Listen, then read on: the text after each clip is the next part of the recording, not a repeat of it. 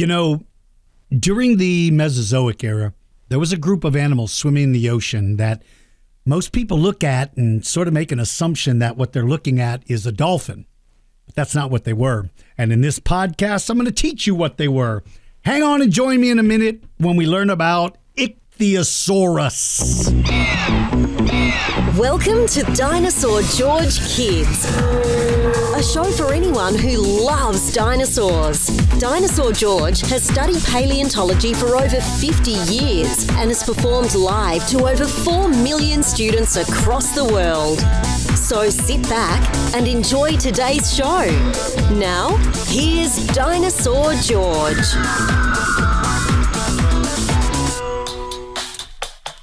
Hey there, future paleontologists.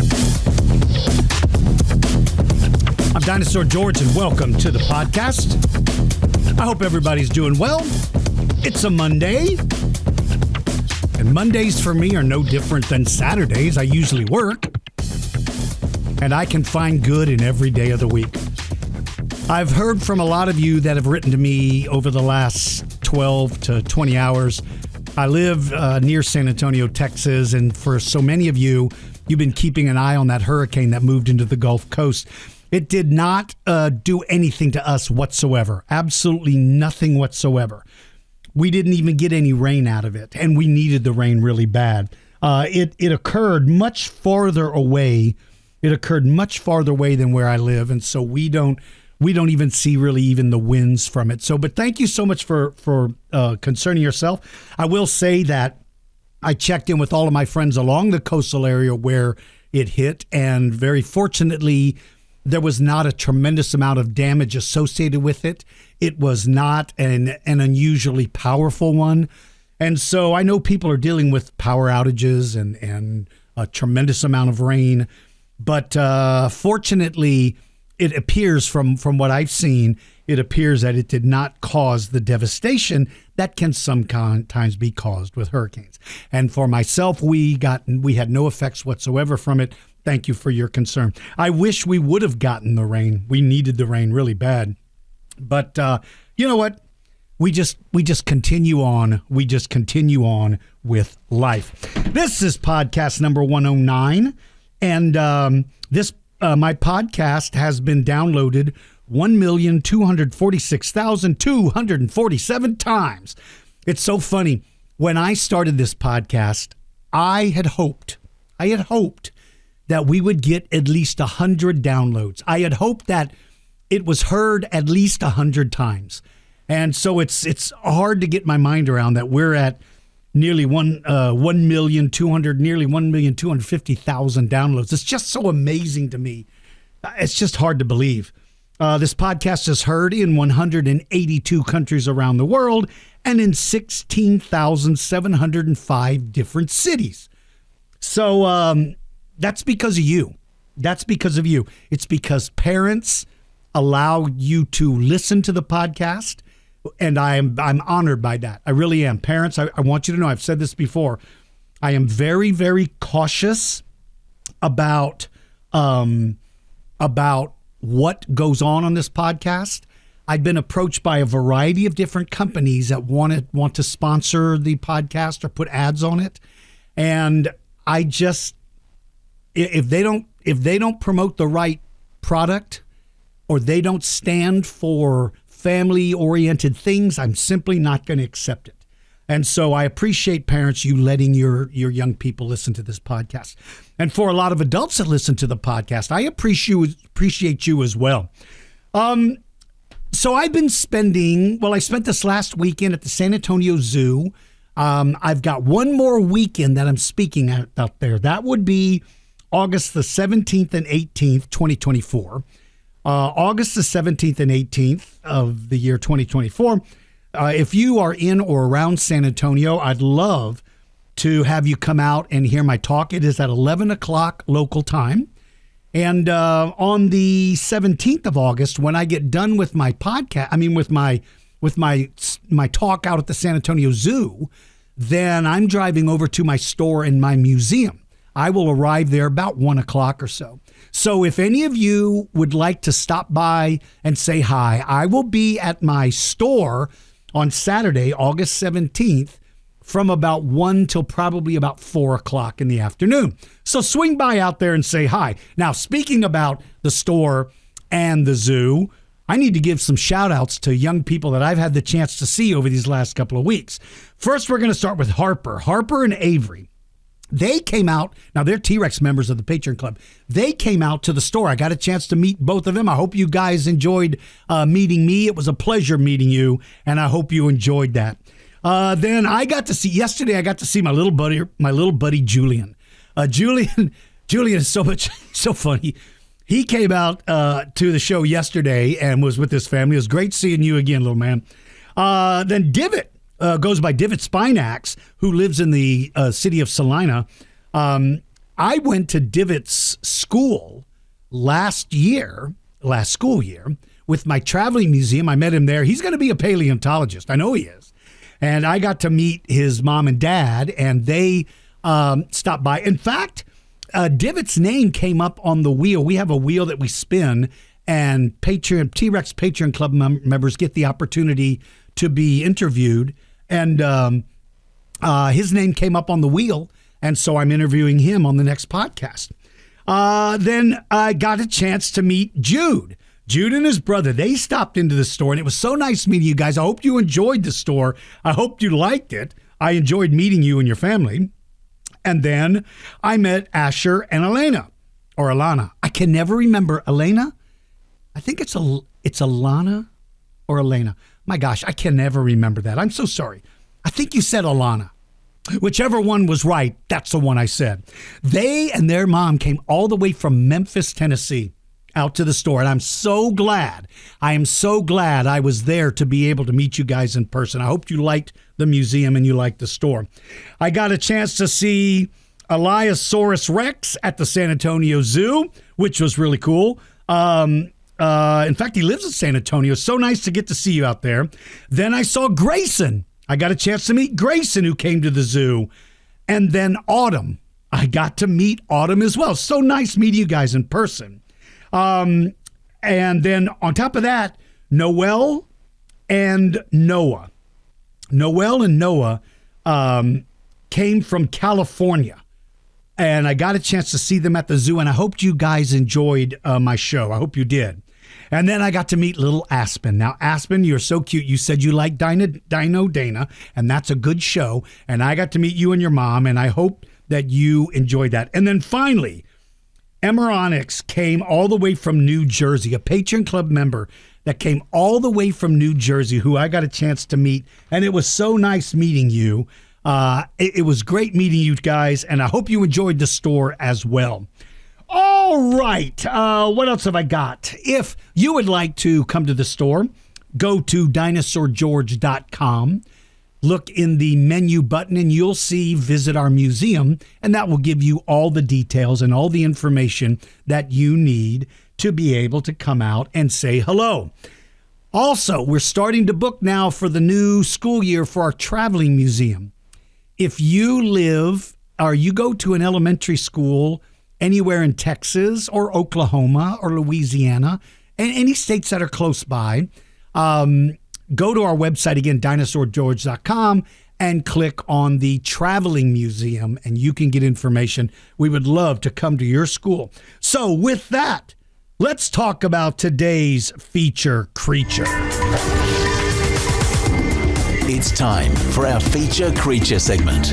If you would like to suggest a creature, go to the Dinosaur George Kids Podcast page at dinosaurgeorge.com or post your suggestion on the Dinosaur George Kids Facebook group page. Now, here is your Feature Creature. All right. So the animal today is Ichthyosaurus.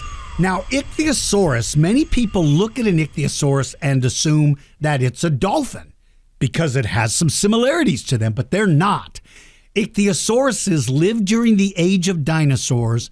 They are extinct. They went extinct at the end of the age of dinosaurs, but they are not dinosaurs. They're not dinosaurs. They are aquatic reptiles, swimming reptiles.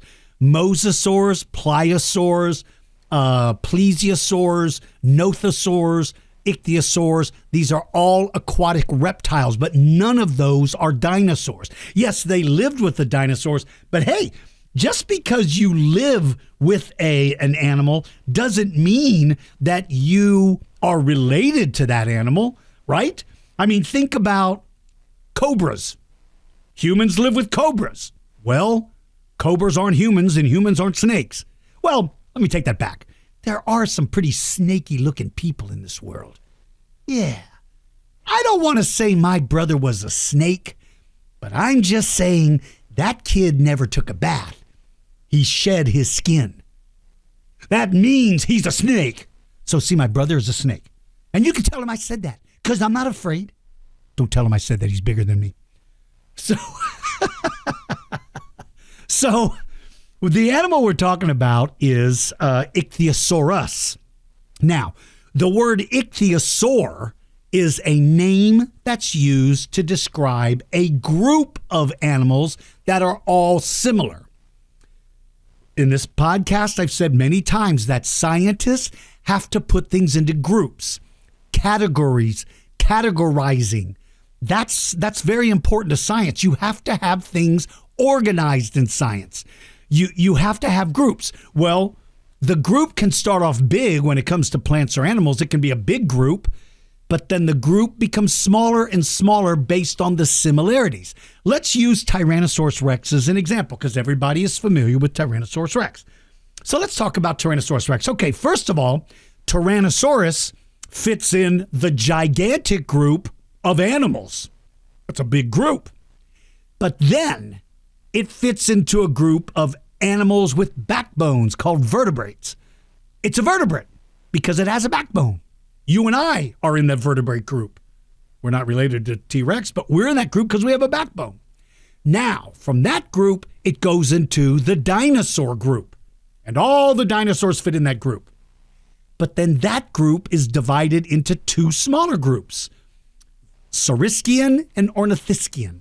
Those are based on the way their hip bones are built. It fits into the Saurischian group. From that group, it can then be put into the carnivore group.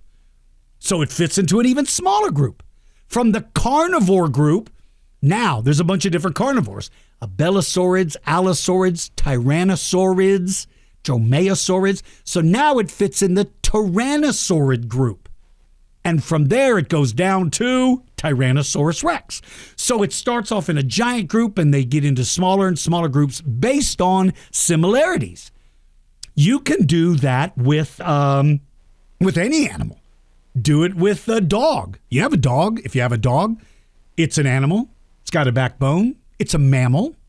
It's a canine. It fits into smaller groups. So Ichthyosaurs is a big group. Ichthyosaurus is one of the members of that group. Now, the Ichthyosaurs got its name from Ichthyosaurus. When they found the first one, they made a group for it.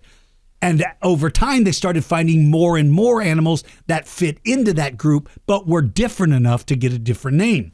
So we're talking about Ichthyosaurus. Now, this is going to be a little confusing.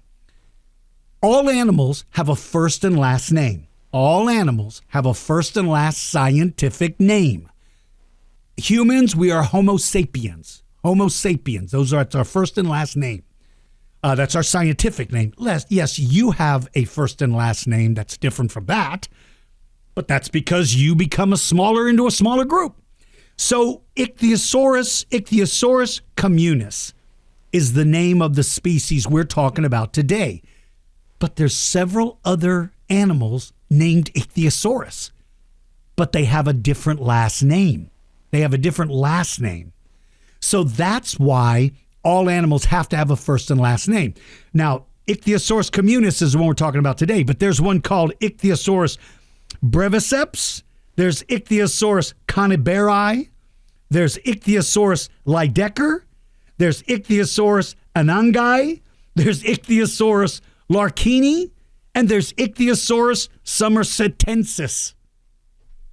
Are you kidding me? No, I'm not. You want to know why? Because they all look like Ichthyosaurus. They fit into that genus. They all get the same first name, but they get a different last name because they're also slightly different than Ichthyosaurus. So they all get the first name. Listen, that's true with dinosaurs. Stegosaurus is an example. There's 2 or 3 species named Stegosaurus. Stegosaurus stenops, Stegosaurus undulatus, Stegosaurus longispidus, spinus, Stegosaurus armatus. I'm not sure if all of those names are still valid. Sometimes they discover this one is really no different from this one, so this name disappears, and then they become the same animal. And then sometimes they may find this one is the same as this one, so its name kind of goes away. But that's just an example that more than one animal can have the same first name. They get a genus name and a species name. Animals can have the same genus name, but if they find another animal that looks almost exactly the same, but there's enough differences, then it could get a different species name. So the one we're talking about today is Ichthyosaurus communis. That's the most common. That's the original one that was found. The name Ichthyosaurus means fish lizard. Well, that's kind of confusing because I just said it's not a fish. Just because you live in the ocean doesn't mean you're a fish. It's not a dolphin. It's not a lizard. How did it get the name fish lizard? Well, because when they named it, hey, it lives in the ocean. So do fish. I'll nickname it fish. And it's a reptile, so I'll call it a lizard. Fish lizard. It's not a lizard. It's not a dinosaur. It's a swimming reptile. The fish lizard. They are carnivores. Their diet is carnivore. You know what? Maybe a better description of their diet would be pescivore. Pescado is the Spanish name for fish. I think it's the Italian name as well. I'm almost sure it is. Maybe Greek or Italian name. So really, you could call it a pescivore because it eats sea animals. It eats fish. It eats squid. It eats ammonites. And you know, I told a group of people that, and somebody said, "How do you know? How do you know what this thing eats?" Well, because we know what they eat. Because in some of the specimens, they found the fossilized remains of their last meal in their stomach. The fossilized remains of their last meal in their stomach. That's pretty good evidence to explain what an animal eats. If you are lucky enough to find the animal and find that its last meal is in the stomach. For those of you that want to watch the podcast, we upload this podcast on my YouTube channel. You can go onto YouTube and search Dinosaur George. I just showed a picture. The reason why I mentioned that is if you want to watch it, I just mentioned to you what they ate, and I showed a picture of the fossilized remains of their meal inside of their stomach. So if you go to YouTube, you can see this picture, and you can see the fossilized remains inside of their stomach. So ichthyosaurs were aquatic animals, so therefore they ate what was in the ocean. They ate what was in the ocean. Now, their locomotion, how they move, they had a very powerful tail, and they move their body with their tail. They have flippers, but they don't wiggle their flippers like fins. They use their flippers, they used to be their hands and their legs. They use their flippers to change direction in the water, kind of like a shark or a dolphin. You don't see sharks flapping their arms to swim. You see them using their tail for locomotion. Same thing with dolphins. But remember, they're not dolphins. They look like it, but they're not. Now, Ichthyosaurus communis lived in the early Jurassic period from 201 to 250 million years ago. Very long time, very successful animal. And again, they're living alongside the dinosaurs, but they're not dinosaurs. They're related, but they're from a different group. Fossils of this animal have been found in Belgium, England, Germany, Switzerland, and Portugal. So they were very successful animals. Now, the length of Ichthyosaurus communis is about 1.5 meters. That's almost 5 feet long. But some of the other species, like all those other names I named earlier, the largest of them grow to about 3.3 meters, or that's almost 11 feet long. So they both looked similar, very similar, but one specimen grew larger. Something I want you guys to remember about when I talk about the size of an animal. We can only estimate the size of an animal based on the biggest specimen that was found. Imagine if the only elephant fossils ever found were those of the woolly mammoth. Well, in our mind, we would think that's as big as elephants can get.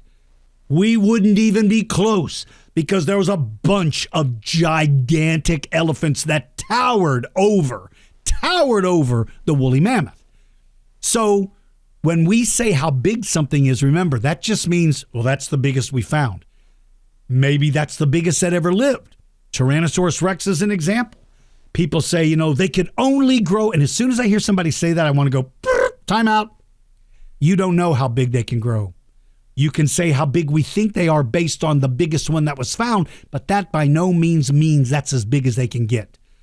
So when somebody says they only grew to such and such size, I always say the same thing. You don't know that. It's like when they talk about the speed. I hear this all the time. I got into a conversation with somebody the other day. Said, they said T-Rex can only run 20 miles an hour. Well, first of all, there is absolutely no way on earth to know how fast they can run. That is impossible. We do not know. Yes, we can use the best science available. We can use all the different measurements and the calculations and all of the important things that go into it. And we can come up with a good estimate, a legitimate scientific guess, a hypothesis.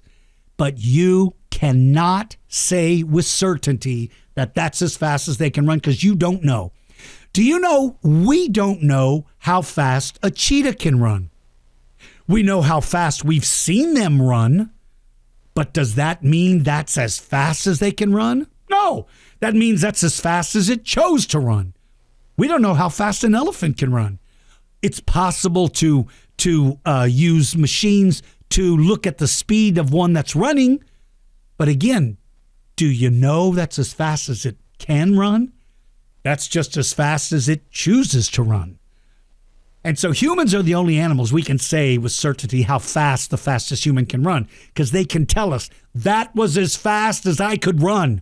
I was trying my best. But you can't do that with a horse.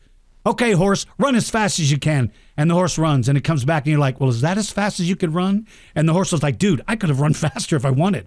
But, oh, by the way, did you know I could speak English? And you'd be like, wait a minute, this horse is speaking English? Wait, what are we talking about?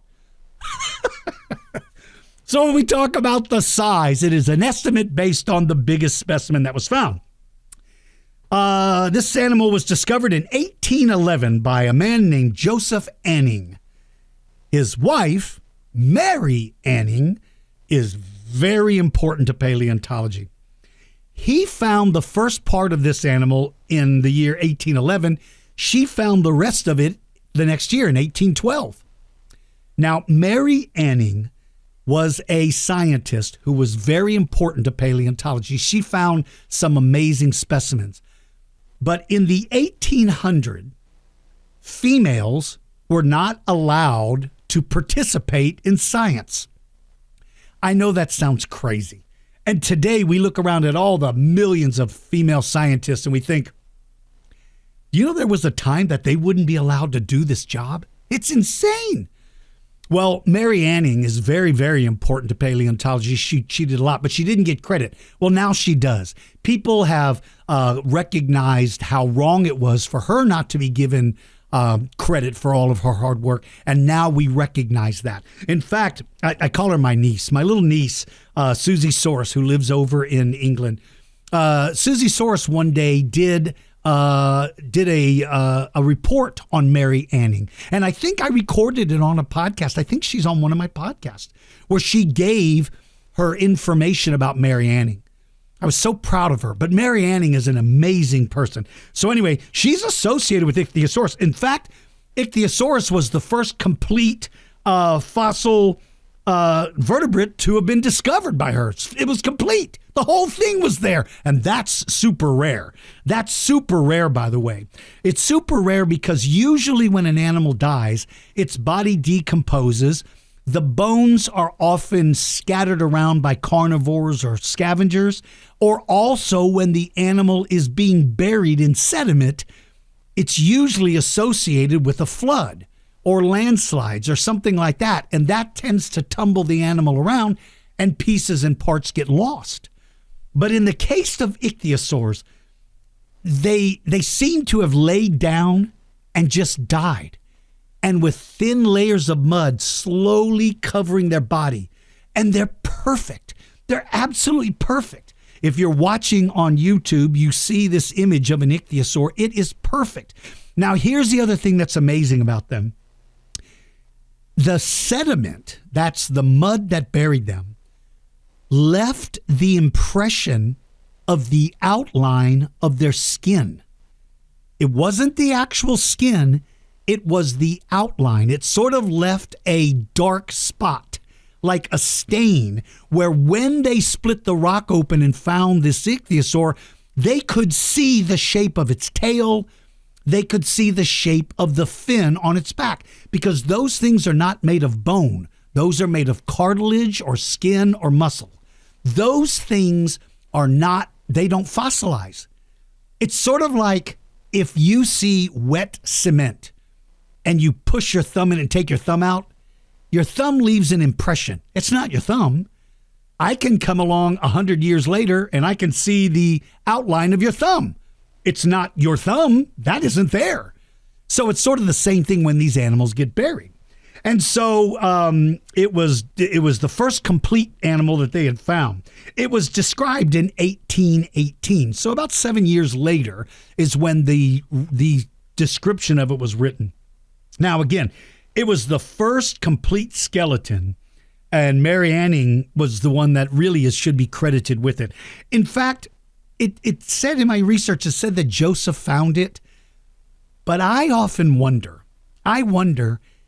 if he didn't take credit for it because his wife wasn't allowed to take credit. I often wonder about that.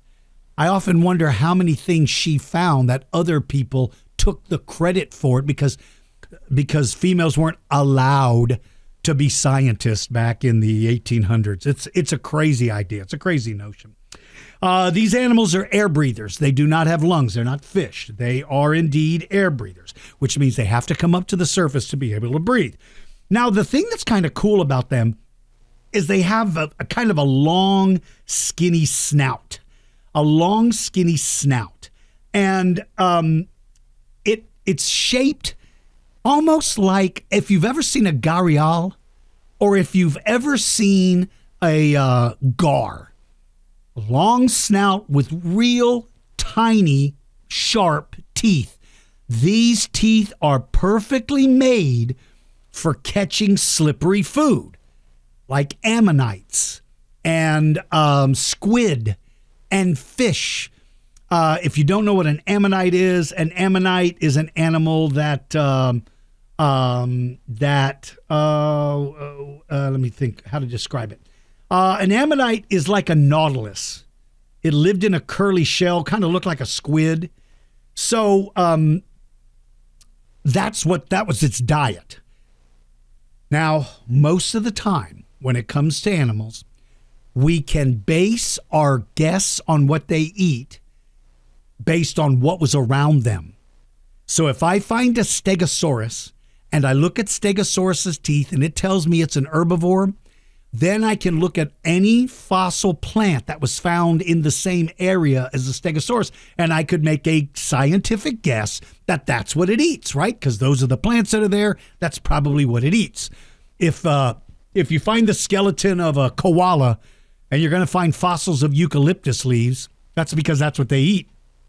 You wouldn't find its fossil around pine trees because they don't live in that environment. And so in the case of Ichthyosaurus, though, we have something very, very special, and that is that in some cases, their food that was in their stomach fossilized within their stomach. It fossilized within their stomach.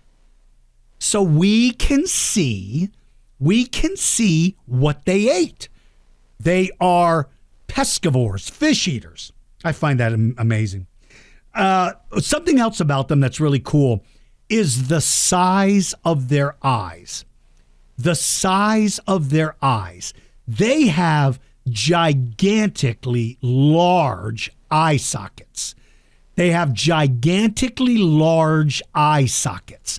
And if you ever see a picture of one, you'll see a ring of bones around the eye. That's called the sclerotic ring. What that does is when they dive deep underwater, water squeezes you. And the deeper you go, the harder it squeezes you.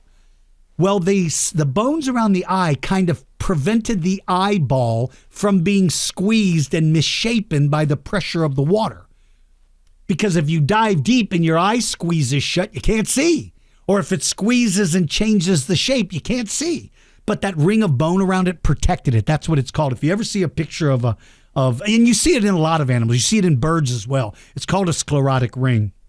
So these animals had big eyes, and that would suggest that they probably had the ability to either hunt at night or be able to see in the dark, deeper water if it's diving down to catch something. This animal looks so much like a dolphin until you look closely at it. You're going to recognize a number of differences once you start looking more closely at it. The number one thing that's going to stick out is that ichthyosaurs have 4 flippers, dolphins have 2. Ichthyosaurus tails move from side to side, not up and down like a dolphin. Ichthyosaurs also have a much longer nose. Now, the bottlenose dolphin has a relatively long nose, and there's another dolphin that lives in the, it lives in the Amazon. I think they're pink dolphins, and they've got an elongated snout. They look sort of like an ichthyosaur, but these are 2 completely different animals. Dolphins are mammals, ichthyosaurs are reptiles. What you have is something that is referred to as convergent evolution. That's where 2 animals that are not related can have similar features because they have similar lifestyles. Sharks and dolphins look very similar because they both live in the water. Dolphins and ichthyosaurs look similar because they both live in the water. Brachiosaurus looks like a giraffe because they both eat out of the tops of the trees. So they may look similar,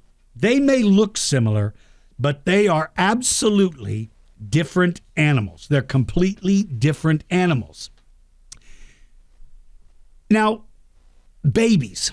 It was first thought that because they were aquatic reptiles, they probably came on land and laid eggs like a sea turtle, right?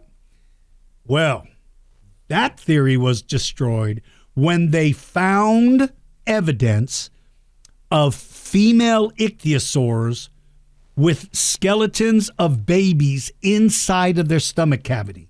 No, they did not eat that baby. That baby was developing inside because one ichthyosaur in particular found 8 babies inside of her stomach area. She was giving birth to 8 babies. And when they gave birth, the babies came out head first. Out they went and started swimming right away. They began swimming right away. There's even a famous fossil. I'm showing it a picture if you go to YouTube. There's a famous fossil where the baby is halfway coming out of the mom after the mom had been buried and was dying. You can actually see the skeleton of the baby. You see the backbone of the mom. You see the flipper of the mom. You see the ribs of the mom. But you see the little baby inside of the mom. So they had live birth. That's not unheard of in the reptile world.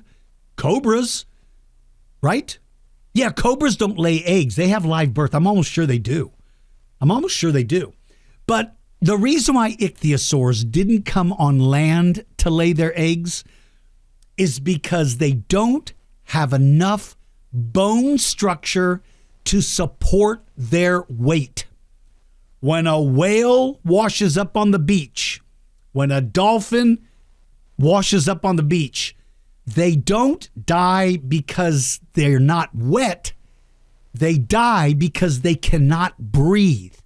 Their body weighs so much that the weight of their body pushes down on their lungs, and they can't breathe as easy because they can't inflate their lungs big enough. It would be like if an elephant sat on your chest. You can't breathe because it's too heavy. Those animals are made to live in the water. Sea turtles can come out and do it because their shell supports their weight. Their weight isn't on their lungs. Their weight is on the bottom of their shell. It doesn't bother them at all. But these animals could not come onto the beach because they may not be able to get back into the water. That's the other thing. Their body isn't made like a turtle to be able to push through the sand and push their way onto the beach and off again. That's not what they do. So they would have babies in their own. Now, this is what I believe. I believe that what they did is they probably came to real shallow water. They probably came to shallow water. And the reason I say that is because to have babies out among the other animals, there's too much competition. They'd get eaten. Big Ichthyosaurus could eat little Ichthyosaurs. Liplorodon could eat Ichthyosaurs. Mosasaurs hunted them. Sharks. There was a bunch of different species of sharks. Well, all of those animals lived alongside the Ichthyosaur, and so the Ichthyosaurs needed to be able to have their babies and give their babies a chance to grow up. And in my opinion, I think they would have done that by having their babies in shallow water that was somewhat protected. And the other thing I'll bet you they did is I'll bet you anything that Ichthyosaurs probably lived in groups, and they probably worked together to hunt, but also to probably defend themselves from attackers. So the greatest thing about Ichthyosaurs is that we have so much information about them. We see 100% of their body. We know a lot about Ichthyosaurs, and especially about Ichthyosaurus, thanks to the work of Mary Anning and her husband. I don't want to take anything away from him because he was a good scientist too. So anyway, I hope you enjoyed learning about Ichthyosaurs. I find them to be amazing. Let's now answer a couple of questions I received from you. Do you have any questions about dinosaurs? Just ask Dinosaur George. You can post your questions on the Dinosaur George Kids Facebook page or click on the Dinosaur George podcast page at dinosaurgeorge.com. Questions are chosen at random, and you can submit as many as you want. And now, here's Dinosaur George. Isn't that funny? She says, here's Dinosaur George, like I went somewhere. Like I disappeared and then I came back. And now, ladies and gentlemen, here he is. And I'm like, hi, I've been sitting here the whole time. All right. All of these questions came from Patreon Club members. I do answer questions that get submitted to me through our social media, but we always give priority to our Patreon Club members. So in this particular podcast, these are all coming from Patreon Club members. All right, this first one comes from Stella Gamersaurus, who wants to know, what was the smallest sea animal during the time of the dinosaurs? What an interesting question, Stella Gamersaurus. Starfish, some of them would have been tiny. Some little shrimp, some crabs. The problem is that not everything fossilizes very easily. So some of the soft animals, like the worms and the little tiny animals, sometimes they don't fossilize very well. And even if they do, we don't see them that easily, so we don't find them as often. But I'll bet you that during the age of dinosaurs, there were little shrimp, there was little crabs, little starfish, animals called crinoids. Well, they weren't that little. Some were pretty long. Some of the jellyfish were probably small. There was a variety of different animals, sort of like today. You look at the sea animals to live today, there's so many different varieties, but that's a very interesting question. I wish I could give you a definitive answer. I would say that at least when it comes to starfish, I've seen some tiny little starfish. So I'll go with that. All right, Dinosauria M says, where do you get good peer-reviewed papers to read? This is a great question. What Dinosauria M is talking about is when a scientist writes a paper. Now, I've described in other podcasts what a scientific paper is. A scientific paper, when an animal is given a name, when a new animal's been discovered and it's described, there's a scientific paper written. And what is meant by peer-reviewed means that scientific paper was written, a lot of research went into it, a lot of study, and then that was turned over to people who also have the same position, peers in the group, other paleontologists, and they review it, and they add their opinions of whether they think it's accurate or inaccurate, and if they find a lot of inaccuracies, then the person that wrote the paper can go back and make changes to his or her scientific paper. So Dinosauria M wants to know, where can I see these? There's a great resource called PLOS One. Not plus, it's spelled PLOS and then ONE, 2 words. PLOS One, PLOS One. They pronounce it different. PLOS One. There, when you go do a search of PLOS and then the word one, 2 separate words, then you'll see it come up. They have within that page a search feature, and you can search things. So you want to go in there and type in Triceratops. Then you'll find peer-reviewed scientific papers written about Triceratops. It's a great way to learn really interesting facts. Now, I will say this, especially for you young readers, there's not a lot of bright, colorful pictures. These are scientific documents. And so there's not always some really cool pictures to look at. If you're little, you may not find it as interesting as you will when you get older. So go to PLOS One. That is the best resource I can think of, and it's an excellent way to see peer-reviewed scientific papers. All right, it says, hi, DG.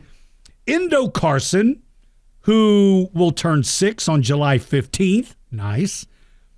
And Dedeclan Aden will turn 3, who's 3 years old, are new members of the T-Rex Club. We would like to know why Carnotaurus had horns. What were they used for? We would also like to know how elephants can flap their ears and warm their blood. I think you mentioned that on a previous episode. Well, first of all, welcome to the Patreon Club, and thank you both for being members of the T-Rex Club. That's the highest level. That's great, and happy birthday to you.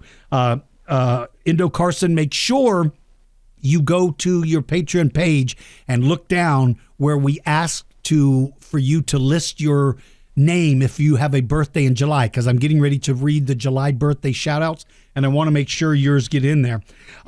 Okay, so what were the horns for Carnotaurus for? In my opinion, they were the only horns on a carnivore that would have been functioning as weapons. Let me explain. Other dinosaurs have little hornlets. Ceratosaurus, Allosaurus, Tyrannosaurus. They have little tiny bumps over their eyes, little tiny horns over their head. In my opinion, those were used for facial recognition. I believe the older they got, maybe the longer they got, and it made other dinosaurs recognize that that's an adult. If you're a youngster and you're trying to start your own territory and you walk up and you see another Allosaurus staring back at you and its horns are bigger than yours, you might want to rethink the idea, maybe this isn't a good place to be, I better get out of here. But when it comes to Carnotaurus, they are too big and too thick not to be used as weapons, in my opinion. Nature, when something grows on an animal, it costs that animal resources to grow it. When a deer grows its antlers, they don't just appear, they grow. And things from the body have to nourish them to grow. And that means it costs that deer something. It costs it resources to grow them. So they must be important if you're going to grow them. And they are. For a male deer, a buck, they are very important because they show how old they are, how big they are, and that will help them find a mate so that it can have babies and pass its genes on to the next generation. Carnotaurus's horns are big and thick and round, and I believe they were functioning and helping it knock down prey. Their arms are almost non-existent. They only have 4 little stubby fingers sticking out of their chest. They do not use their arms. They don't use them. But I think that dinosaur had the ability to knock down its prey with those horns. Or maybe it used them to fight with other Carnotauruses for leadership or over a mate or over territory or over food. But in my opinion, those horns were used as weapons. They were used as weapons. As for your question about elephants, now elephants don't flap their ears to warm their blood. They flap their ears to cool their blood. They live in a very hot environment where they don't deal a lot with a lot of long periods of cold temperatures. So imagine taking your hand and waving it in front of your face. There's a breeze. That breeze is cooling you down. Well, elephants don't wave their ears to cool their body. It wouldn't cover very much. But what happens is there are veins that go up into the ears, and their blood goes up into those veins and it comes back down. But when the blood in the body, which is going to be hot, goes up to those ears, the ears are thin. And as the ear is waving back and forth, it is exposing the hot blood to a cooler temperature, and it's acting like an air conditioner. As the ears wave, the blood that's up in the little tubes becomes cool, and that blood goes back down into the body, and it cools the elephant from the inside out. And so that's what I meant by moving their ears to cool their blood, not to warm it, because they really don't need to warm it.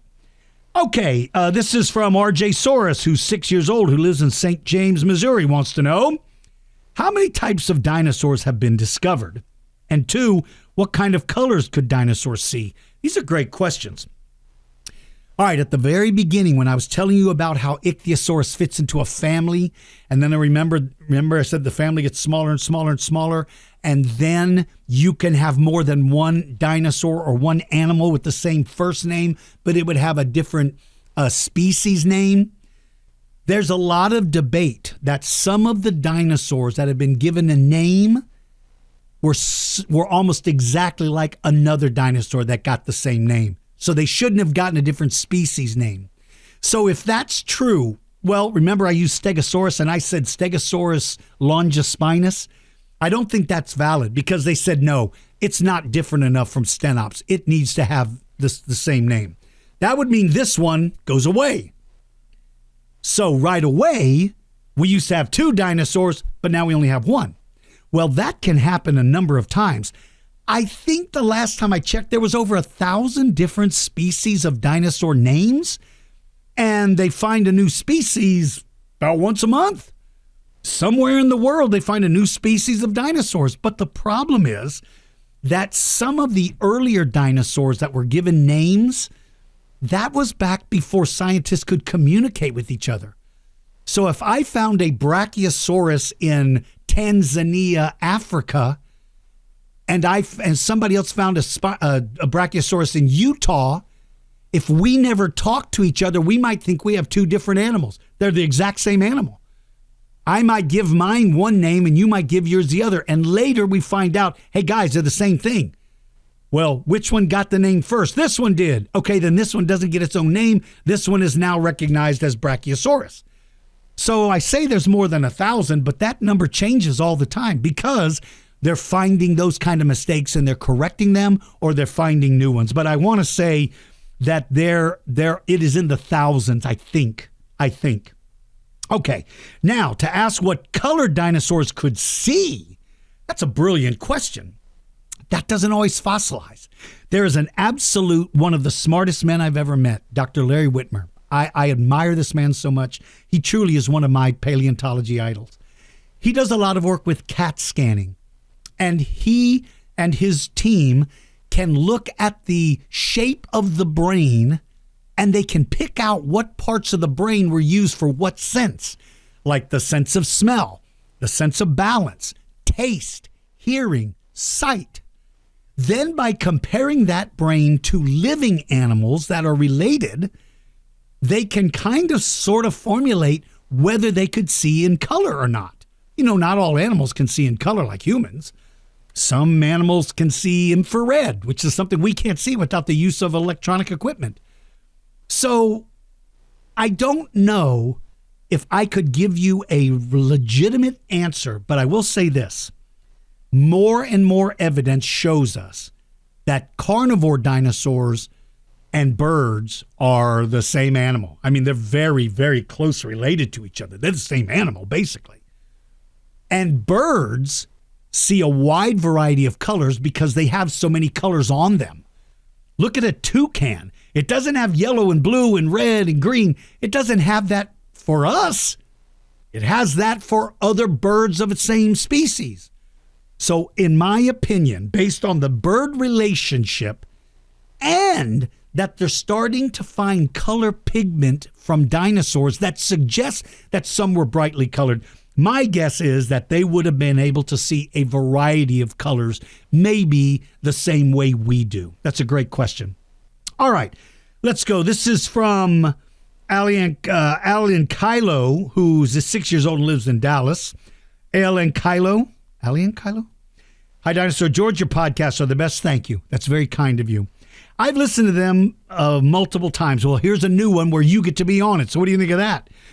Is there any dinosaur that eats insects? And how long are Tyrannosaurus rexes? Great question. Were there insectivore dinosaurs? I think there were. Absolutely, I think there were. And I think any dinosaur would have eaten an insect, especially if it's little dinosaur, little carnivores, Compsognathus, some of the raptors, Eoraptor, the little guys would have probably eaten anything they could catch, right?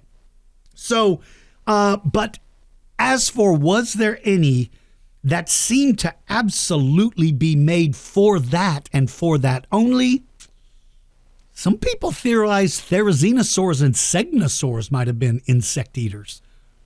I can't think. Now, there is one named Insectivore? Gosh, I can't. I remember he has kind of like two little buck teeth in the front. He's a funny looking little thing. Insectivore? Oh my gosh, I can't remember its name. But the theory is that the idea was that whoever described it believed it was an insectivore. So yeah, I think there definitely were. Here's the thing: when you look at environments, there's always going to be animals within those environments that are going to take advantage of something. It's called a niche. It's like a piece, right? There's tall trees. There's always something that can eat them or take advantage of them. There's medium trees. There's always something that can take advantage of them. There's low to the ground plants. There's always something that can take advantage. Insects, same way. Some insects live up in the tops of the trees. That's where they spend their life. Some live on this tree that grows halfway. Well, the same thing with herbivores, right? Got to be an herbivore. Got to be a meat eater. So there's always, if there's a food source, something is going to take advantage of it. And it might become specialized, like today's anteaters. Anteaters have become specialized in termite mounds. Wonder why they don't call it a termite eater. Because it eats termites. It doesn't eat ants, I don't think. Maybe we should change them to termite eater. Whatever the case, that's an example of an animal that has found a niche within the environment where that is its food, and it does perfectly fine with that food source being available. And I think we would have found that.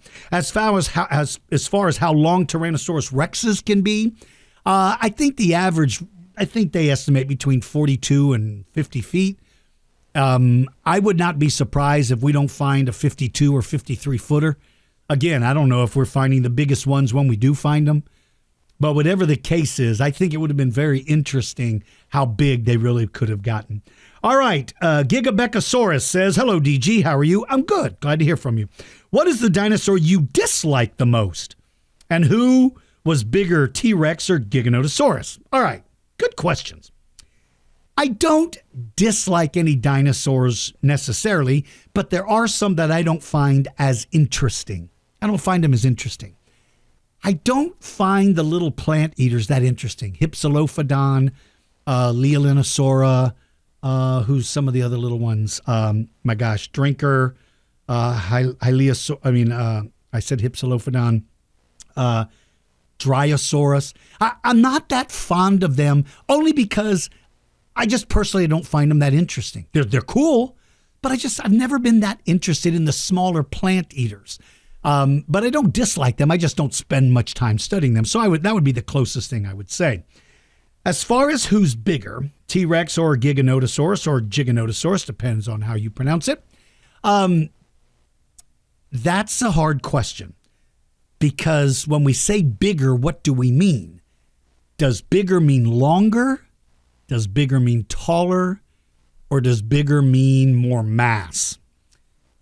When it comes to length, Giganotosaurus seems to be a little longer than T-Rex. When it comes to height, they're pretty close to the same height. But all that changes when it comes to mass, power, strength. Yes, Giganotosaurus is a big animal, but Tyrannosaurus Rex is totally different. It is a brute.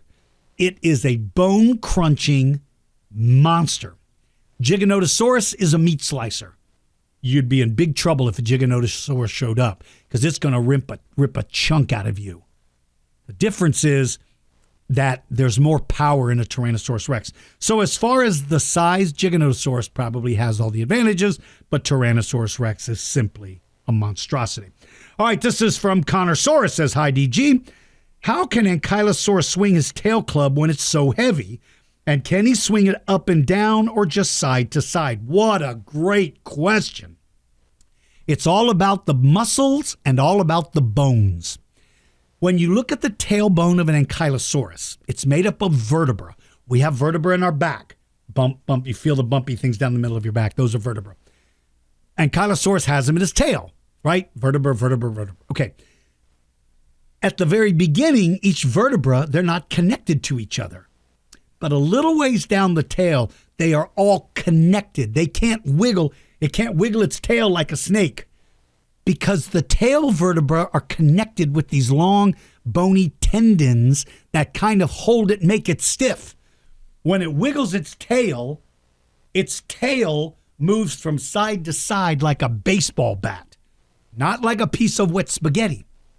So it is able to swing that tail because the vertebrae support the weight and the muscles are strong enough to swing it. It's a big animal, therefore it's got big muscles. Looking at the shape of it, it appears that it could move it side to side and slightly up, not straight up and down, but swing it slightly up.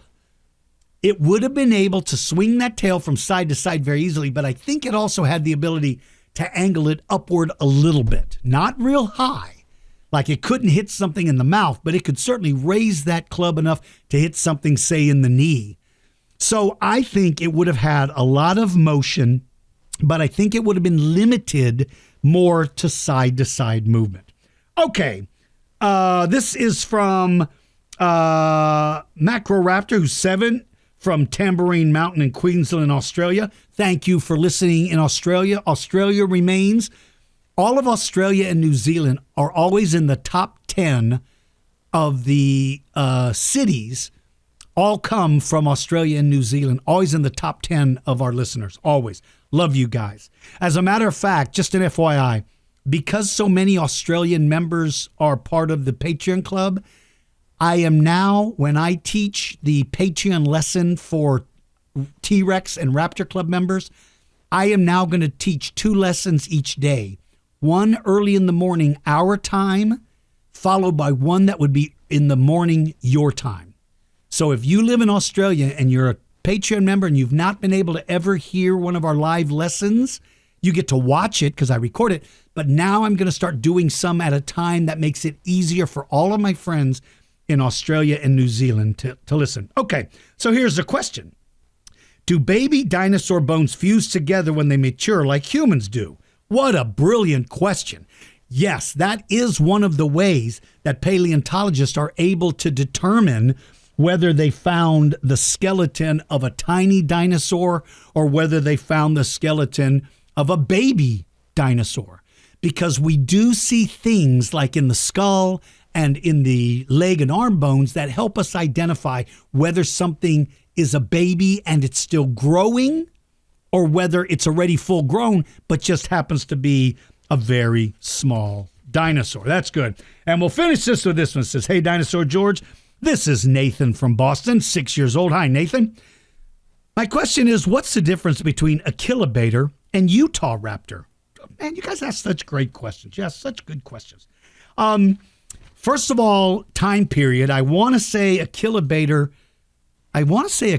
was late Cretaceous, right? And Utah raptor is mid Cretaceous. I think that's one. But the other is the structural feature. The skull is completely different. The bones are recognizably different. They're both relatively big. Icthyosaurus used to be I think the second biggest known raptor. But if Dakota raptor is recognized as being a legitimate species, and it looks like it is, then I think it would then drop down to the third biggest, I think. Whatever the case is, there's enough differences when you look at the skeleton side by side to see that they are clearly two different animals. But they look similar enough that they both fit into that dromaeosaur family, because that's what makes them a member of that particular group. All right, my friends, keep in mind on August the 17th, 2024, I will be speaking at the San Antonio Zoo on the 17th and again on the 18th at 11 o'clock in the morning. Also on August the 17th, I will be at my store and museum located in San Antonio from about 1 o'clock till 4.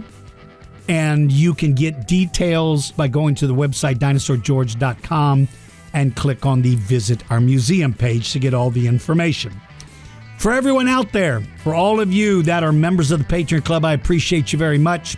I hope everybody is safe. I hope everybody that was in the path of that hurricane, I hope that's all past and you're able to recover very quickly. For all of you out there, be nice to each other, be kind to each other, and if you know somebody that likes dinosaurs, please tell them about the Dinosaur George Kids Podcast. Till next time, everybody, be good, take care, and I'll see ya!